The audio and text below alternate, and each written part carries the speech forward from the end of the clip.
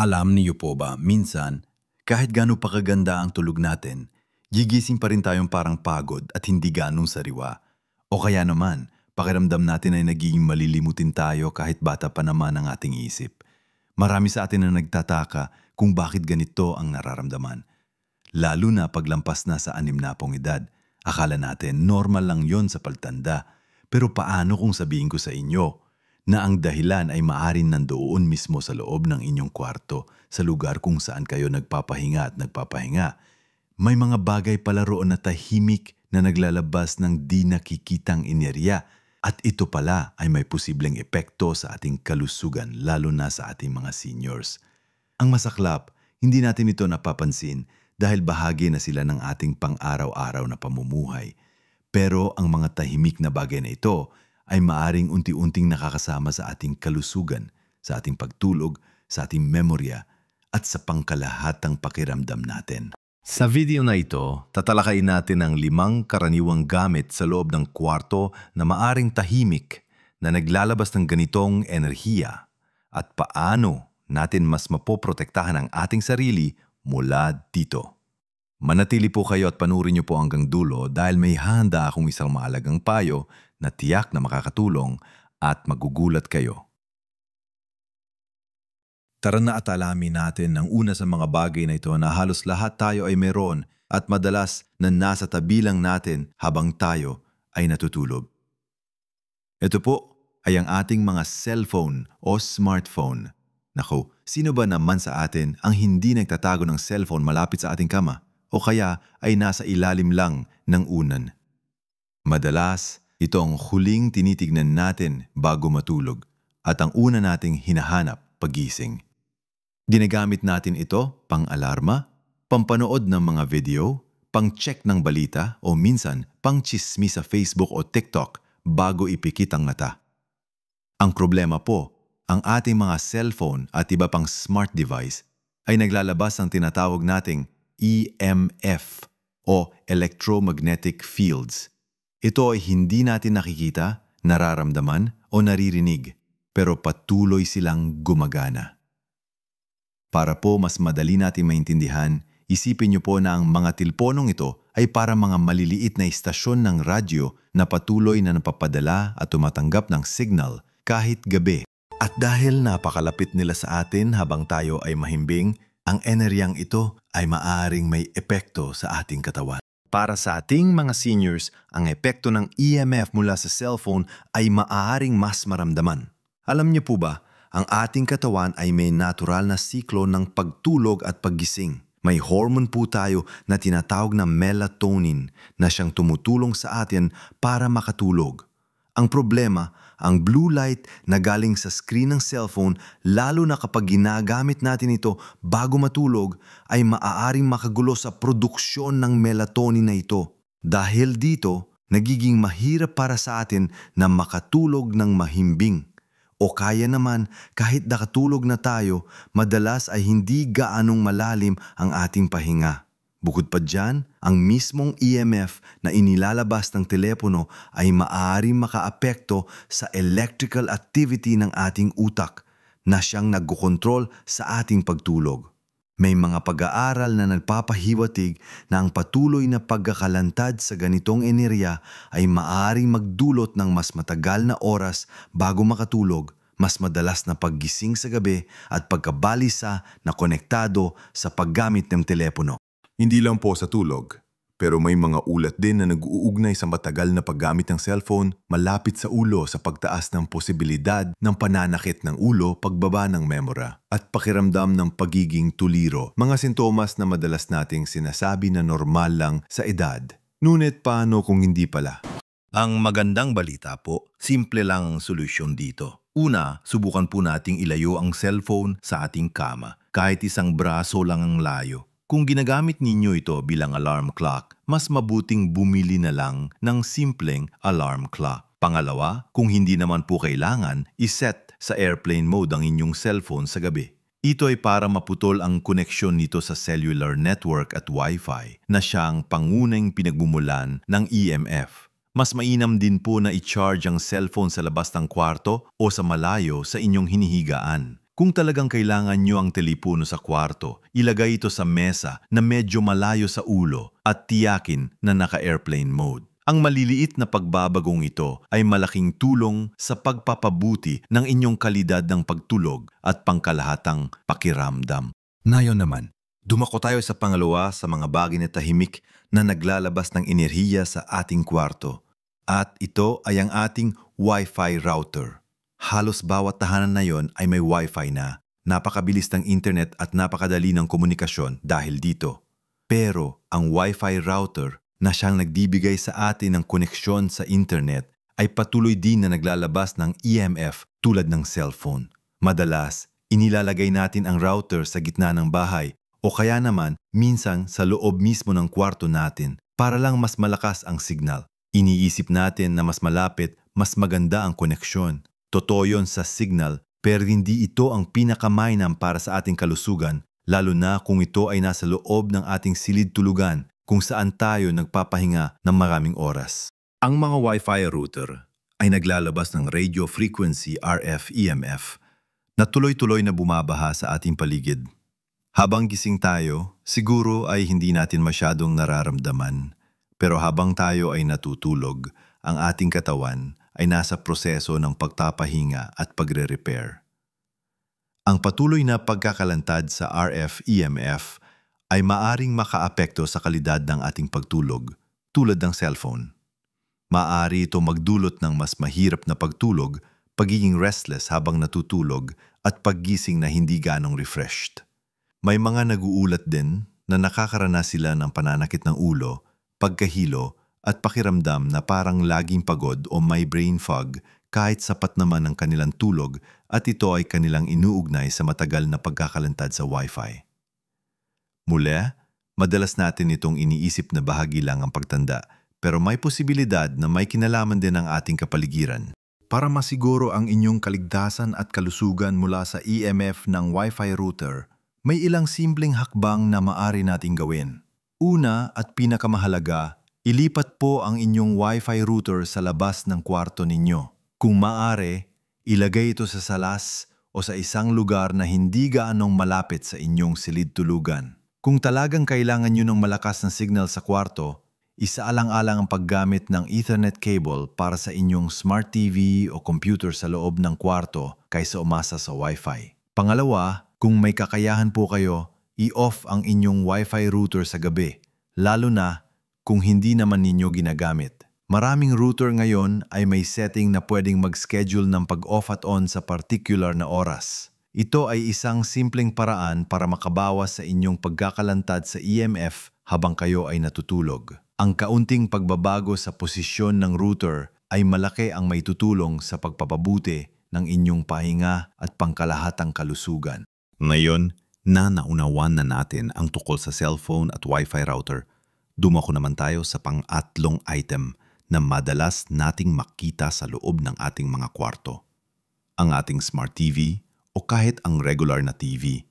Marami sa atin ang gustong magkaroon ng TV sa kwarto para makapanood ng balita, paboritong teleserye o pelikula bago matulog o paggising.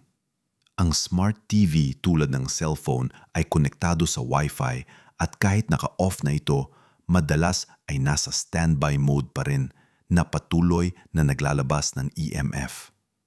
Ang regular na TV naman, kahit hindi smart, ay naglalabas din ng electromagnetic fields kapag nakasaksak, lalo na kung malapit sa atin. Ang pagkakaroon ng TV sa kwarto, lalo na kung ginagamit natin ito bago matulog, ay may dalawang pangunahing problema para sa ating mga seniors. Una, tulad ng cellphone, ang blue light na galing sa screen ng TV ay maaring nakagulo sa ating melatonin production na nagpapahirap sa pagtulog ng mahimbing. Kung ang ating utak ay stimulated pa sa mga palabas o balita bago matulog, mahirapan din itong mag-shift sa mode ng pagpapahinga. Pangalawa, ang patuloy na paglabas ng EMF mula sa TV, lalo na kung malapit ito sa ating kama, ay nagdaragdag sa pangkalahatang antas ng electromagnetic smog sa ating kwarto. Kahit hindi gaanong kalaki ang epekto ng bawat isang appliance, kapag pinagsama-sama sila, maaring magkaroon ito ng cumulative effect sa ating katawan na pwedeng magdulot ng pananakit ng ulo, pagkapagod at pakiramdam na hindi gaanong malinaw ang isip. Sa ating mga seniors na mas sensitibo ang katawan sa ganitong uri ng stress, mahalaga na bawasan ang ating pagkakalantad hanggat maaari. Ano ang maaari nating gawin? Ang pinakamainam na solusyon ay alisin ang TV sa loob ng kwarto. Kung ang kwarto ay para sa pagtulog at pagpapahinga lamang, mas tahimik at mas kalmado ang kapaligiran. Kung hindi naman po ito possible, ugaliin po nating i-unplug ang TV sa gabi o kahit sa mga oras na hindi naman ito ginagamit. Mahalaga ring iwasan ang panonood ng TV bago matulog, lalo na ang mga palabas na nakakapagpaisip o nakakapagpabalisa. Sa halip, subukan po magbasa ng libro, makinig ng malumanay na musika, o mag-relax lang. Ang paggawa nito ay hindi lang makakabawas sa inyong pagkakalantad sa EMF, kundi makakatulong din na maihanda ang inyong isip at katawan para sa isang mahimbing na pagtulog. Ngayon naman, pag-usapan natin ang pang-apat na item na madalas nating inaakala na harmless, pero mayroon din palang kontribusyon sa EMF sa ating kwarto. Ang mga charger at extension cords na nakasaksak magdamag. Sino ba naman sa atin ang hindi nag-iwan ng charger ng cellphone na nakasaksak kahit hindi naman ginagamit o kaya may extension cord na nakakonekta sa maraming appliances at nakahiga lang sa sahig malapit sa ating kama? Ang mga bagay na ito, kahit mukhang inosente, ay patuloy na naglalabas ng electromagnetic fields, lalo na kung nakasaksak pa rin ang charger sa outlet kahit hindi na nakakonekta sa telepono. Ang mga extension cord naman ay nagiging antena rin ng kuryente na nagpapalabas ng EMF sa paligid nito. Para sa ating mga seniors, ang patuloy na pagkalantad sa mababang antas ng EMF mula sa mga charger at extension cord ay maaaring magdagdag sa electromagnetic load sa ating katawan. Ito ay hindi kaagad nararamdaman, pero sa paglipas ng panahon, maaaring magdulot ng pagkapagod, hirap sa pag-concentrate o pangkalahatang pakiramdam ng pagka-irritable na hindi natin maintindihan kung saan galing. Isipin niyo po, ilang oras tayo natutulog at kung may nakasaksak na charger o extension cord na malapit sa atin, patuloy tayong nalalantad sa enerhiyang ito. Kahit sabihin nating maliit lang ang EMF na inilalabas ng bawat isa, ang pinagsama-samang epekto ay maaring sapat na para makagulo sa ating natural na body process. Ang solusyon dito ay napaka-simple at madaling gawin. Ugalin po nating i-unplug ang lahat ng charger kapag hindi ginagamit, lalo na sa gabi. Kung magcha-charge ng telepono, gawin ito sa umaga o sa isang lugar na malayo sa inyong hiniigaan. Iwasan din po ang paglalagay ng extension cords o power strips sa ilalim ng kama o sa tabi mismo ng inyong ulo. Kung kailangan talagang gumamit ng extension cord sa kwarto, ilayo ito hanggat maaari sa inyong higaan. Ang bawat saksak na binunot natin ay nangangahulugan ng mas kaunting EMF sa ating kapaligiran at mas malinis na espasyo para sa ating pagtulog at pagpapahinga. Malaki ang maitutulong nito para mas gumanda ang inyong pakiramdam pagkagising. Ngayon, dumako naman tayo sa panglima at huling item na madalas natin makikita sa ating mga kwarto, at ito ay ang mga digital alarm clock na malapit sa ating ulo o iba pang maliliit na elektronikong nakasaksak. Marami sa atin ang may digital alarm clock sa nightstand, tabi lang ng unan. Meron din marahil tayong maliit na lampara o radio o kaya naman ay air purifier na nakasaksak malapit sa kama. Ang mga maliliit na elektronikong ito, lalo na kung may display na umiilaw, ay patuloy ding naglalabas ng EMF. At dahil napakalapit nila sa ating ulo sa loob ng mahabang oras habang tayo ay natutulog, mas nagiging direct ang epekto nito. Ang problema sa mga digital alarm clock at iba pang malilit na electronic device na nakasaksak malapit sa atin ay ang direkta at tuloy-tuloy na pagkakalantad sa kanilang EMF. Ang ating utak ay napakalapit sa pinagmumulan ng enerhiyang ito. Ito ay maaaring magdulot ng patuloy na stress sa ating nervous system kahit hindi natin nararamdaman ng direkta. May mga ulat na nagpapahiwatig na ang matagal na pagkakalantad sa malapit na pinagmumulan ng EMF ay maaaring maging dahilan ng pagiging irritable, pagbaba ng kalidad ng pagtulog o kaya naman ay pananakit ng ulo na hindi mawala-wala. Para sa ating mga seniors na mas mahina na ang immune system at mas sensitibo sa mga environmental stressors, ang pagbabawas ng ganitong uri ng pagkakalantad ay napakahalaga para sa pangkalahatang kalusugan at kapakanan. Ang solusyon dito ay napakasimple. Palitan po ang inyong digital alarm clock ng simpleng alarm clock na debaterya. Hindi na ito kailangan isaksak at hindi na maglalabas ng EMF. Kung may mga lampara o iba pang maliliit na appliance sa kwarto, tiyakin po na sila ay naka-unplug kapag hindi ginagamit, lalo na sa gabi. Kung hindi maiiwasan na may nakasaksak na ilaw o fan, ilayo ito hanggat maaari mula sa inyong ulo kahit 3 hanggang 6 na talampakan ng layo. Ang bawat metro na inilalayo natin sa pinagmumulan ng EMF ay nakakabawas ng malaki sa ating pagkakalantad. Ang paggawa ng mga maliliit na pagbabagong ito ay may malaking epekto sa pagpapabuti ng inyong kalusugan at pagtulog na magbibigay sa inyo ng mas masarap na pahinga at mas masiglang araw. Pag-usapan na po natin ang 5 karaniwang gamit sa loob ng ating kwarto na tahimik na naglalabas ng di nakikitang enerhiya at kung paano ito maaring makaapekto sa ating kalusugan lalo na paglampas na tayo sa 60. Nalaman natin na ang ating mga cellphone na madalas nasa tabi natin abang natutulog ay maaaring makagulo sa ating pahinga. Pinag-usapan din natin ang ating Wi-Fi router na patuloy na naglalabas ng EMF kahit tayo ay mahimbing. Nakita rin natin ang epekto ng pagkakaroon ng TV sa kwarto at kung paano ang mga nakasaksak na charger at extension cords ay maaaring makadagdag sa electromagnetic load sa ating paligid. At huli, pinagtuunan din natin ng pansin ang mga maliliit na elektronikong nakasaksak malapit sa ating ulo tulad ng digital alarm clock na may direkta at tuloy-tuloy na epekto sa atin habang tayo ay natutulog. Ang lahat po na nito ay hindi para takutin kayo o magdulot ng pagkabahala. Ang layunin po ng video na ito ay para bigyan kayo ng kaalaman at kapangyarihan. Kaalaman na mayroon palang mga bagay sa ating paligid na maaring nakakaapekto sa ating kalusugan sa parang hindi natin namamalayan. At kapangyarihan na kayo mismo ang makakagawa ng simpleng ngunit epektibong pagbabago upang mas maprotektahan ang inyong sarili at ang inyong kalusugan. Tandaan po ninyo, ang pagtanda ay hindi nangangahulugang kailangan nating tanggapin ang lahat ng nararamdaman natin bilang normal lang. Maaring may mga simpleng bagay na pwede nating baguhin para mas kumanda ang ating pakiramdam at mas maging masigla ang ating buhay. Isipin po niyo, ang inyong kwarto bilang inyong santuwaryo, isang lugar na para lang sa pagpapahinga, pagre-recharge at pagpapanumbalik ng lakas ng inyong katawan at isip. Sa paggawa ng mga maliliit na pagbabago, tulad ng paglalayo ng cellphone, pagpapatay ng Wi-Fi sa gabi, pag-unplug ng TV, pagtatago ng mga charger, at paggamit ng di-batteryang alarm clock, lumilikha kayo ng mas malinis at mas ligtas na espasyo para sa inyong sarili. Ang mga pagbabagong ito ay hindi lamang makakabawa sa inyong pagkakalantad sa EMF, kundi makakatulong din sa pagpapabuti ng kalidad ng inyong pagtulog.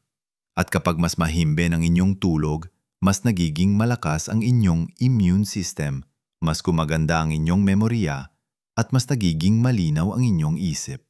Mas nagiging masaya at mas aktibo kayo sa inyong pang-araw-araw na buhay. Huwag po niyong kalimutan na ang pag-aalaga sa sarili ay isang patuloy na paglalakbay. Hindi kailangan na gawin ang lahat ng sabay-sabay. Kahit paunti-unti, bawat hakbang na inyo gagawin para sa inyong kalusugan ay isang malaking tagumpay. Simulan niyo po sa isang bagay na madali para sa inyo at unti-unti ninyong dagdagan. Ang mahalaga ay ang kagustuhan ninyong pangalagaan, ang inyong sarili. Ang edad ay numero lamang at ang ating mga karanasan ay nagbibigay sa atin ng karunungan. Gamitin natin ang karunungang ito para mamuhay ng mas matalino at mas malusog. Kaya naman, nais ko pumalaman ang inyong mga salobin at karanasan. May mga bagay ba kayo sa inyong kwarto na nakikita ninyong pwede ninyong baguhin? Nakaramdam na ba kayo ng pagbabago sa inyong pakiramdam matapos na bawasan ang paggamit ng mga electronic device sa kwarto? O kaya naman, meron ba kayong sariling tips na nais ibahagi? Huwag po kayong mag-atubiling mag-iwan ng inyong komento sa ibaba. Ang inyong mga karanasan ay maaaring makatulong at makapagbigay ng inspirasyon sa iba nating mga viewers. Kung nagustuhan niyo po ang video na ito at naramdaman ninyong nakatulong nito sa inyo, malaking tulong po ang pag-click nyo sa like button. At kung hindi pa po kayo nakaka-subscribe sa aming channel, iniimbitahan ko po kayo mag-subscribe para patuloy po kayo makatanggap na mga ganitong klase ng impormasyon at payo na makakatulong sa inyong kalusugan at kapakanan, lalo na sa ating mga may edad na. Marami pa po kami babahaging mga kaalaman na tiyak na magiging kapaki-pakinabang sa inyo. Tandaan po natin, hindi pa huli ang lahat para mas pagandahin ang ating buhay. Ang bawat araw ay isang pagkakataon para gumawa ng positibong pagbabago. Ipagpatuloy po natin ang pag-aaral, ang pagtuklas at ang pag-aalaga sa ating sarili. Nararapat lang po sa atin ang mamuhay ng may kapayapaan, kalusugan at kagalakan sa bawat yugto ng ating buhay. Mamuhay po tayo ng buong buo at masigla sa bawat edad. Maraming salamat po sa inyong panonood. Hanggang sa muli.